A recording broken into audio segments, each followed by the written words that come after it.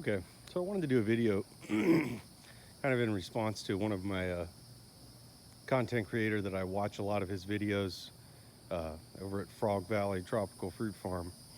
He's been doing a lot of videos recently. I mean, he does a lot of videos in general where he just kind of walks around and talks and shows you things. Instead of just talking about stuff, he actually shows you the things in motion. And it's you can tell he spends a lot of time observing what's happening, which I think is a skill that's lost on a lot of people when it comes to gardening and growing fruit trees in general and stuff like that. So I started here. I'm across the street from my house. I have areas where I have edible plants, and I have an area where I have all native stuff in the front yard and in the backyard. I live in Riverview, Florida, in central Hillsborough County. And I first got into gardening growing native plants. That was what got me into growing plants in general. So about 4 years ago, everything you see directly in front of you was a lawn. Looked exactly like this out here, except worse, because they mowed it with a big riding lawnmower and they put chemical fertilizers on it and everything. But he's been talking a lot about if people stop mowing, and he talks about things that come up on their own, things that grow on their own, and managing a system for the health of the soil as opposed to a specific plant. So I wanted to just kind of give some other context to what some of the things he's talking about, specifically about fruit trees. He's always talking about tropical fruit trees, which that's what he does. And the results are obviously really good. But, he did a video just yesterday or something about fungal dominant soil and how we perceive fungi to be something that's bad. Everything you see in front of you, again, was a lawn.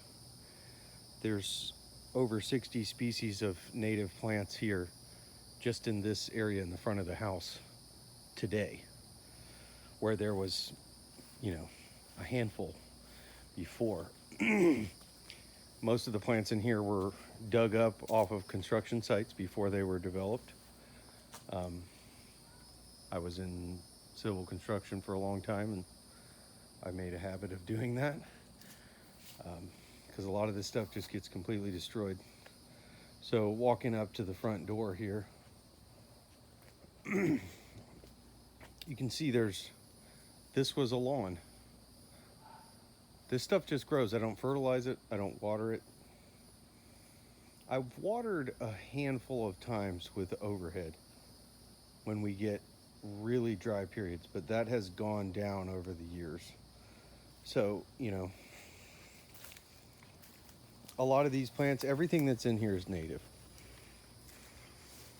So there was a handful of things I planted deliberately, quite a few things, but probably half the plants grew from seeds. Hey, little guy. A lot of things grew from seeds that I threw out. Just sow seeds everywhere all the time.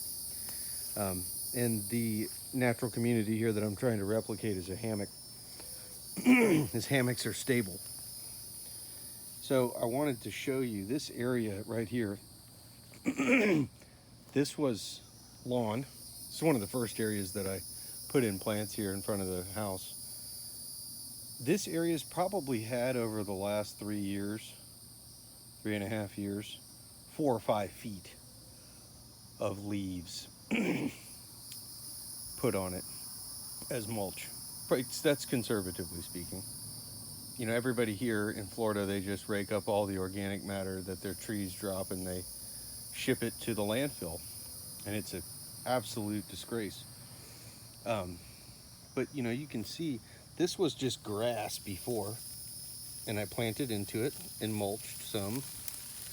And it has become, this was just our gray Florida sand is what was here. Dry, the water table here is about 12 feet deep. You you can still see some of that sand in there. But this is what the topsoil looks like now. It's crumbly, and I don't even usually like to do this. It's absolutely full of roots. Everywhere you dig is just completely full of roots and fungal hyphae. You know, this is all fungus does all of this work. You know, I have so many crazy mushrooms that pop up here. Like these guys. Watch. Oh, they're kind of cool. But this is all what nature can do completely by itself. You know, and the guy with Frog Valley does a lot of stuff talking about tropical fruit trees. These are all native plants, but there's absolutely a mango or a avocado tree or a persimmon or a mulberry or you name it would thrive in this system, provided it gets enough light, obviously. Exactly like as well as any of these other trees would. You know, there's nothing here these trees don't need different stuff than, or the fruit trees don't need different stuff than the native plants do. Not at all. And here's, you know, over here on this side of the house is my edibles. Food forest area. But I gotta establish a lot more cover in here. I planted the fruit trees and the weeds come up, and which weeds are just native plants for the most part in my yard. It's the other stuff that grows from seeds. Big southern magnolia, all full of cat's briar and cowpeas. I let it grow.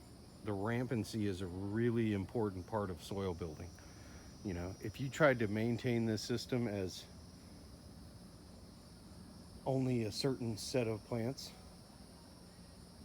the the system will never take on the character of anything that's natural. If you're building a garden to make habitat, you can't do that without letting things grow. Don't come back and hack everything back and disturb everything. I have a path that I walk on. I stay off of everything else for the most part. And it's very dense in here right now, but eventually it's gone through phases. You know, everything was really low, a foot off the ground when I started. It was really open. Now you can't see the road at all. I was standing right across the other side there. But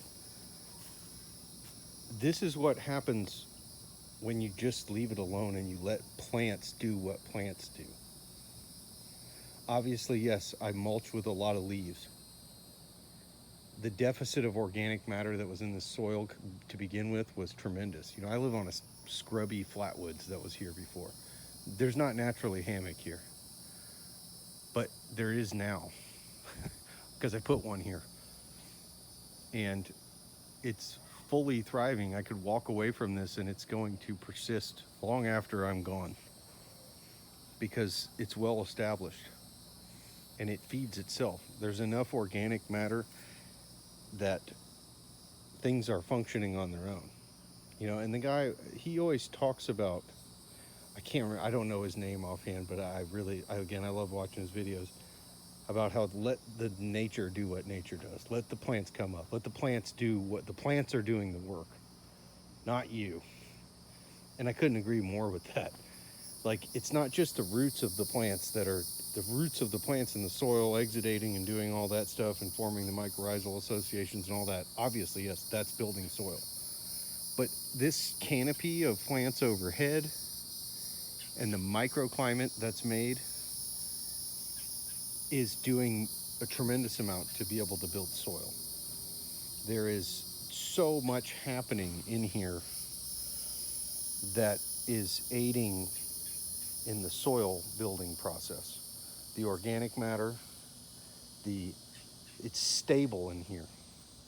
Things aren't rapidly changing all the time. When the wind blows, it doesn't really blow too hard in here. When it's rains really heavy, it doesn't really fall down in here real heavy. It leaks down the trunks of the trees, etc. When it gets really hot and dry, it's cool and moist in here still. It's still subject to extreme conditions, no doubt. But they have such a minuscule effect compared to my surrounding neighbors and stuff like that. You know, nobody else has any land cover. You know, it's just trees and lawn. And I don't spray, I don't fertilize out here. You know, occasionally I'll spray like a biostimulant, like a fish emulsion. Um, but that's it, you know, and add organic matter and grow plants. And by growing plants, I build soil. So that's how it works. Look at that little heliconian.